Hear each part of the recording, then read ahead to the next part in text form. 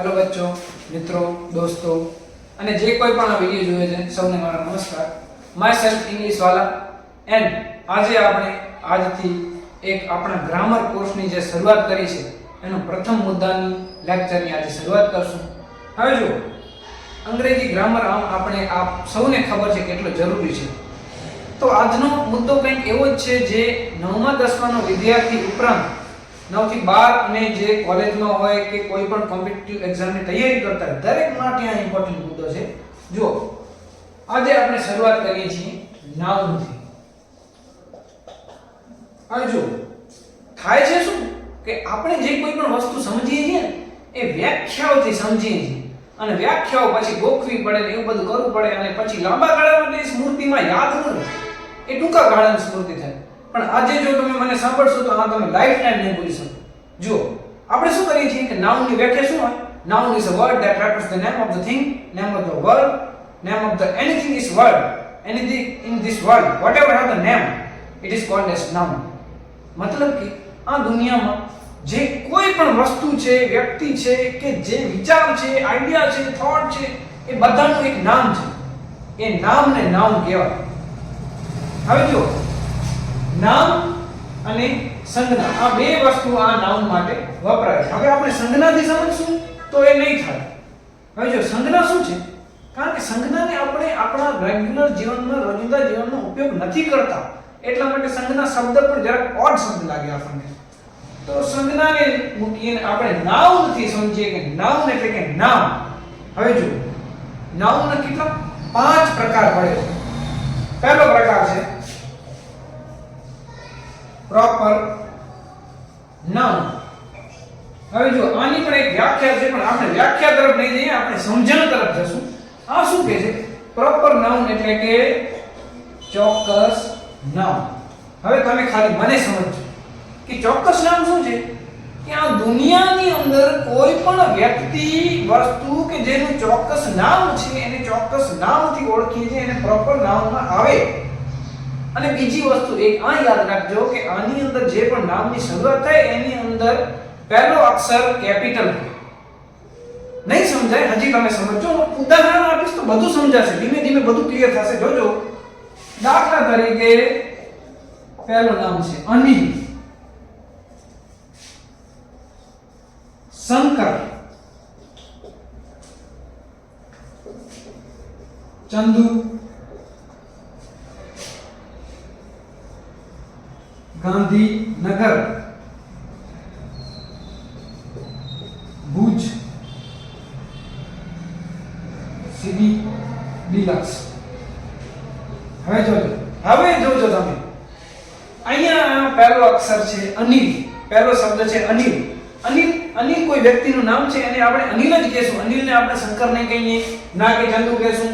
શંકરને શંકર જ કહેશું, ચંદુને ચંદુ જ કહેશું. આ બધાને એક પ્રોપર નામ છે, એટલે આને આપણે ચોક્કસ નામથી ઓળખીએ છીએ અને આવા પ્રકારના નામ પ્રોપર નામ કહેવાય. પછી ગાંધીનગર. હવે જો તમે એમ કહેશો હા વ્યક્તિઓ વાળો તો હું તો ક્લિયર થયો. પછી સિટી.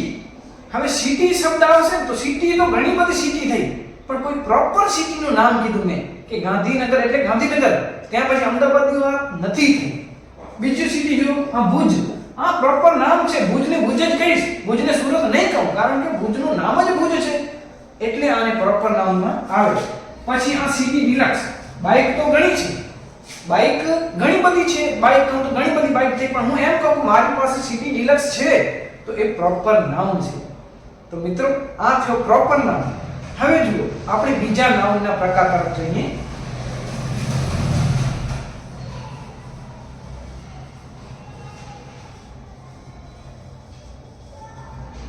હવે જો કોમન નાઉન. કોમન નાઉન શું છે? ગુજરાતીની એની પરિભાષા આવી છે કે કોમન નાઉન એટલે કે સામાન્ય નામ. ટૂંકમાં અને સામાન્ય નામ એટલે કે જે એક વ્યક્તિ માટે વાપર્યો એ બીજા વ્યક્તિ માટે વાપરી શકીએ, જે કોઈ એક સમૂહ માટે વાપરી શકીએ, એને સામાન્ય નામ કહેવાય. હવે જો વધારે આપણે ક્યાં સમજશું? ઉદાહરણથી. ઉદાહરણ શું છે? જો સામાન્ય નામનું એક ઉદાહરણ છે ઘર, બોય, ક્લાસ, પેન, હવે જો હજી એક ઉદાહરણ લખી નાખીએ કે ફોન. હવે જોજો ભલા આ થયા સામાન્ય નામ. જોજો ઘર એટલે કે અહીંયા એક કોઈ છોકરી ઊભી હોય, દાખલા તરીકે ચાંદની નામની છોકરી ઊભેલી છે, તો આને પણ હું ગર્લ કહીશ. અહીંયા મનીષા ઊભેલી છે, હું મનીષાને પણ ગર્લ કહીશ. બરાબર? એક વ્યક્તિ માટે જે ગર્લ શબ્દ વાપર્યો બીજી વ્યક્તિ માટે પણ વાપર્યો એટલે સામાન્ય નામ થયું. પછી બોય, હું મારા માટે પણ બોય યુઝ કરીશ, મારા ભાઈ માટે પણ બોય શબ્દ યુઝ કરીશ. અન્ય કોઈ છોકરો હશે તો એને પણ બોય જ કહીશ. મતલબ કે એક વ્યક્તિ માટે વપરાયો બીજી વ્યક્તિ માટે પણ વપરાયો અને એક બોય નો સમૂહ પણ હોય, સમૂહ માટે પણ વાપર્યો. પછી હવે જો ક્લાસ, અહીંયા સમજો, બહુ મસ્ત મુદ્દો છે ક્લાસ. હવે જો હું એમ કહું કે હું 9મા ક્લાસમાં જાઉં છું તો એ ચોક્કસ થઈ ગયું હું 9મા જ ક્લાસમાં જઈશ, પછી 10મામાં નહીં જાઉં. પણ હું એમ કહું કે હું ક્લાસમાં જાઉં છું, ક્લાસ તો ઘણા બધા હોય, 9માનો પણ હોય 10માનો પણ હોય, તો સામાન્ય નામ 9માને પણ ક્લાસ કહેવાય, 10માને પણ ક્લાસ કહેવાય. એટલા માટે આ સામાન્ય નામ થઈ ગયું. હવે જોજો વળી નવો મુદ્દો પેન. હું એમ કહું કે આઈ હેવ પેન, બરાબર? હવે પેન શું થઈ ગયું? સામાન્ય નામ થઈ ગયું. આ એક બીજી પેન છે, બરાબર? આઈ હેવ પેન આ બે માટે યુઝ કરે પેન. પણ હવે હું એમ કહું કે આઈ હેવ રેડ પેન, તો એનો મતલબ શું થયો કે આ ચોક્કસ નામ થયો. રેડ પેન જે કીધો, પ્રોપર નાઉન કીધો, તો પ્રોપર નાઉનમાં રેડ પેન આવે અને ખાલી પેન તો સામાન્ય નામમાં આવે. તો મિત્રો સમજાણું? આવી રીતના પ્રોપર નાઉન અને કોમન નાઉન સમજ્યા. હવે આપણે ત્રીજો નાઉન સમજીએ.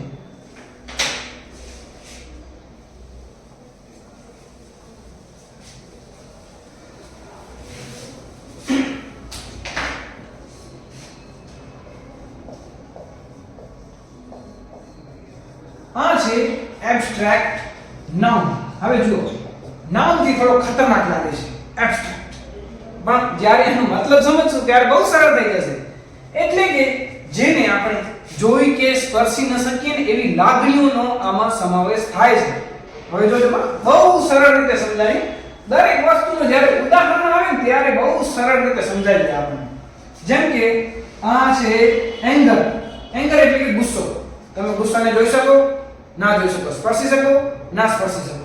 પણ ઘણા બધા હોશિયાર વિદ્યાર્થીઓ શું કહે છે, સાહેબ તમે ગુસ્સે થાઓ ત્યારે અમે જોઈ શકીએ. ના જોઈ શકો. હું હમણાં હસતો હું તોય પણ ગુસ્સામાં હું ના જોઈ શકો, કારણ કે ફીલિંગ છે ભાઈ, અંદરની ફીલિંગ છે.